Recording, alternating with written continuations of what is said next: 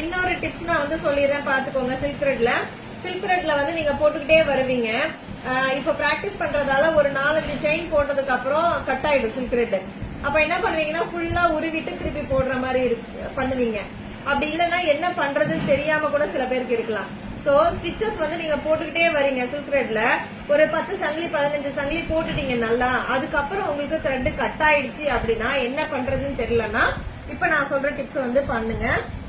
ஒண்ணு கிடையாது, ஒரு 10 செயின் போட்டுட்டீங்கன்னா அந்த 10வது செயின்ல உங்களுக்கு நூல் கட் ஆயிடுச்சு, நூல் எடுக்கும் போது சில்க் த்ரெட் எடுக்கும் போது கட் ஆயிடுச்சு, இல்ல போடும் போது கட் ஆயிடுச்சு அப்படின்னா அந்த 10வது செயின் வந்து பேக்ல ஒரு 3 செயினுக்கு பேக் சைடு வந்துருங்க.